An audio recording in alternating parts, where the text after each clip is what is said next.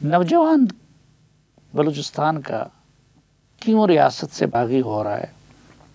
دیکھیے میں نے پہلے بھی آپ سے کہا، آپ نے کہا کہ غربت بھی وجہ نہیں ہے، کچھ اور بھی نہیں. دیکھیں یہ کمپلیمنٹ کرتے ہیں، غربت کمپلیمنٹ کرتی ہے، انڈر ڈیولپمنٹ کمپلیمنٹ کرتی ہے، بیڈ گورننس کمپلیمنٹ کرتی ہے.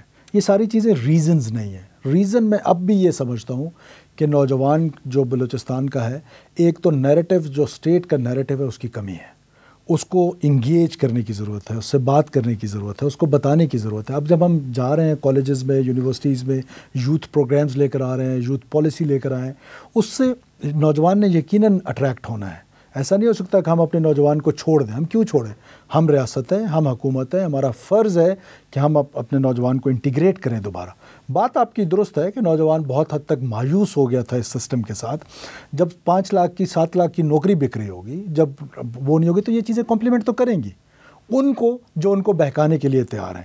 جو دیکھیں جو مسائل آج بلوچستان کے نوجوان کے ہیں وہی چک نمبر 272 سرگودا کے نوجوان کے ہیں، وہی راجن پور کے نوجوان کے ہیں، لیکن وہاں پر ان کو ریاست کے اگینسٹ بھڑکانے والا کوئی نہیں ہے.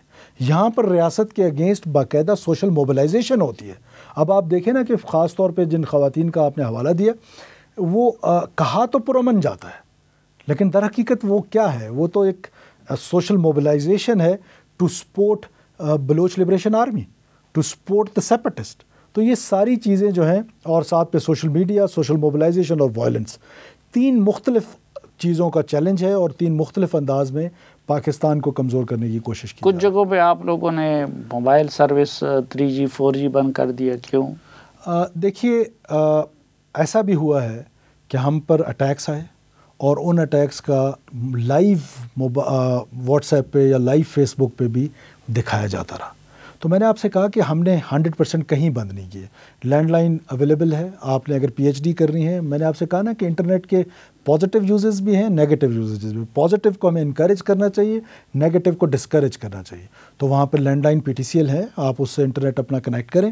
یہ نہیں ہو سکتا کہ آپ ریاست کے خلاف جنگ بھی لڑ رہے ہوں اور پھر وہ پہاڑوں پہ وہ سروسز بھی انجوائے کر رہے ہوں کہ جس سے آپ ٹیلی گرام پہ، واٹس ایپ پہ پاکستان جو ہے وہ توڑنے والے، اٹیکس کرنے والے ہمارے انسٹالیشنز پہ، وہ اس پر اپنی پلاننگ بھی کر رہے ہیں اور بڑے کمفرٹیبل طریقے سے وہ لائف بھی انجوائے کر رہے ہیں. تو یہ تو نہیں ہو سکتا. بڑی حد تک یہ معاملہ جو ہے یہ صرف صوبائی حکومت کے بس کی بات نہیں ہے. وفاق کا اس حوالے سے آپ کے ساتھ کیا تعلق ہے؟ کیا تعاون ہے؟ تو کچھ ہے یا نہیں ہے؟ دیکھیے وفاق کا جو ہے وہ بہت اہم رول ہے بلوچستان کے کیس میں، اور ہم کیونکہ کولیشن پارٹنرز ہیں وہاں پر بھی، بلوچستان میں بھی پاکستان مسلم لیگ جو ہے وہ ہماری بڑی امپورٹنٹ وہ ہے. مجھے تو آنیسٹلی اسپیکنگ کہ وفاق کی طرف سے سپورٹ ہے. فار ایگزامپل ابھی میاں شہباز شریف صاحب نے اور جناب چیئرمین بلاول بھٹو صاحب نے ایک بہت بڑا پروگرام بلوچستان کے لیے، میگا پروجیکٹ ہے 50 بلین روپیز کا، جس میں ہم سولر پینلز میں شفٹ کر رہے ہیں اپنے ان ٹیوب ویلز کو جو کہ الیکٹریسٹی پہ چل رہے تھے. اس میں 97% جو شیئر ہے وہ فیڈرل گورنمنٹ کا ہے، پروونشل گورنمنٹ اس میں بہت تھوڑے پیسے دے رہی ہے. تو اسی طرح جو اور پروگرامز ہیں، جیسے ابھی کچی کینال تھا، بڑے عرصے سے بند پڑا ہوا تھا. اب 21 کو پرائم منسٹر جو ہیں وہ 22 سے فلڈز کے بعد سے پانی نہیں گیا وہاں پر. 21 کو انشاءاللہ تعالی ہم اس کی بھی دوبارہ سے جو پانی ہے وہ فرسٹ فیز کا وہ چھوڑنے جا رہے ہیں. سو سپورٹ ضرور حاصل ہے. پھر پاکستان کی ملٹری جو ہے اس کا بڑا ایک رول ہے بلوچستان میں. وہ جو پازیٹیو رول ہے وہ بھی میں سمجھتا ہوں کہ مجھے بالکل حاصل ہے کہ جہاں ہمیں سیکورٹی کی مدد چاہیے ہوتی ہے، جہاں سیکورٹی اپریٹس نے کام کرنا ہوتا ہے، وہاں پر ایک لائزون ہے. اور ایک میں سمجھتا ہوں کہ جو ہمیشہ سے سول اور ملٹری امبیلنسز کا شکار رہا بلوچستان، وہ آج نہیں ہے. وہ تو آج نہیں ہے، لیکن عام تاثر یہ ہے کہ بلوچستان کی حکومت بے اختیار ہے. سلیم بھائی یہ تاثر درست نہیں ہے. میں تو یہ کہتا ہوں کہ اگر آج کوئی کامیابیاں ہیں وہ بھی ہم سب کی سانجھی ہیں، کوئی ناکامیاں ہیں تو وہ بھی سب کی سانجھی ہیں. میں یہ آج ریکارڈ پہ کہہ رہا ہوں، کل میں نہیں رہوں گا. یہ چیف منسٹرشپ نے ہمیشہ نہیں رہنا ہے.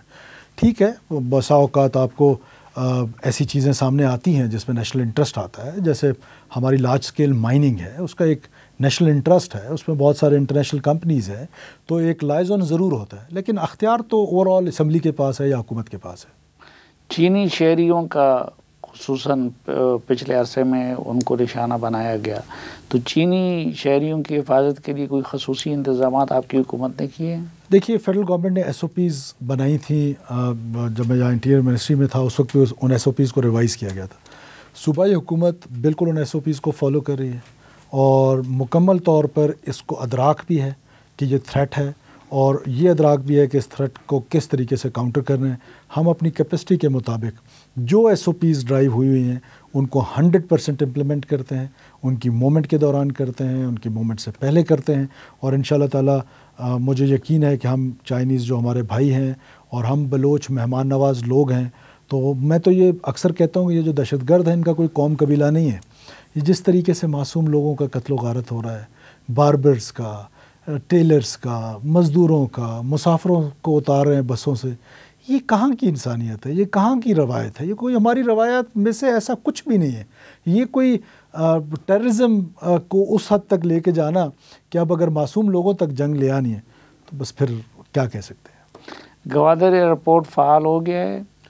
نہیں، گوادر ایئرپورٹ ابھی تک تو اس کا اناگریشن ضرور ہوئی، جو کہ میں سمجھتا ہوں کہ ابھی پرانا ایئرپورٹ جو ہے وہ ہم یوز کر رہے ہیں، تو پرابلی سول ایویشن والے ود ان فیو ڈیز یا few months, I am not sure کہ کب، لیکن وہ اس کو آپریٹ کرنا شروع کر دیں گے۔ اچھا، اسمگلنگ بلوچستان سے بہت بڑی شکایت آ رہی ہے کہ اسمگلنگ کا میجر حصہ جو ہے وہ اس کا ذریعہ بلوچستان ہے۔ دیکھیے، کوئی دو رائے نہیں ہے کہ بہت بڑی اسمگلنگ جو ہے وہ آئل ٹریڈ کی صورت میں ہو رہا تھا، اور بسا اوقات ایسا محسوس ہوتا تھا کہ اس کو لیجیٹیمیٹ کرنے کی بھی کوشش کی جا رہی تھی، ڈسپائٹ دا فیکٹ کہ بلوچستان کے معروضی حالات ایسے ہیں کہ ہمارے بارڈر ڈسٹرکٹ جو ہے وہ مین لینڈ سے بہت دور ہے، وہاں پر وہ فیسلٹیز بھی نہیں ہیں، آئل مارکیٹنگ کی جو فیسلٹیز پیٹرول پمپس کی یا وہ ہیں وہ نہیں ہیں، تو اس کا یہ مطلب نہیں ہے کہ آپ مین لینڈ تک وہ ایرانی آئل یا اسمگلڈ آئل جو ہے وہ وہاں تک پہنچائیں۔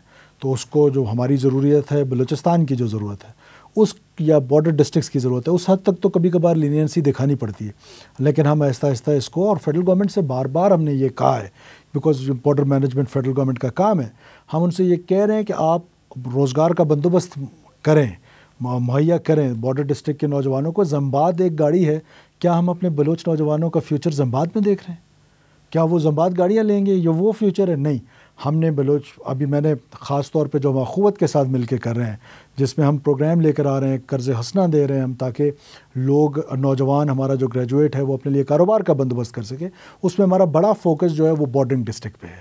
اسی طرح جو ہماری اسکل ڈیولپمنٹ کا پلان ہے، کہ جس میں ہم اپنے پہلے دن میں نے اسمبلی میں کہا تھا، الحمدللہ نومبر کے 2-3 ویک میں انشاءاللہ تعالیٰ، 3rd اور 4th ویک میں انشاءاللہ ہمارا پہلا گھیپ جا رہا ہے گلف اور یورپ، جہاں ہم اپنے بچوں کو اسکل کر کے باہر بھیج رہے ہیں اور ان کو جاب شیورٹی کے ساتھ باہر بھیج رہے ہیں، وہ ریمیٹنسز کا باعث بنیں گے۔ تو اس میں بھی ہم بارڈرنگ ڈسٹرکٹ کو اسپیشل کوٹاز ان کے لیے رکھ رہے ہیں، سو دیٹ ہمارا نوجوان بجائے اس ٹریڈ پہ یا الیگل ٹریڈ پہ لیگل ٹریڈ کی طرف آ جائے، اور اس اسمگلنگ جو ایک قرض ہے، میں سمجھتا ہوں کہ ملک کا اس میں بڑا نقصان ہو رہا ہے، اس کو آہستہ آہستہ رکنا ہے، اور بلوچستان کے لوگوں کو بھی لیگل ٹریڈ کی طرف آنا پڑے گا۔ ایران اور افغانستان کے ساتھ تجارت کی کیا صورتحال ہے؟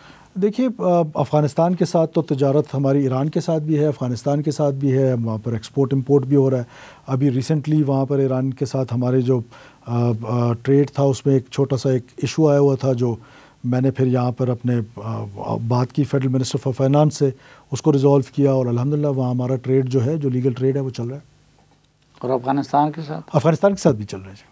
ٹھیک۔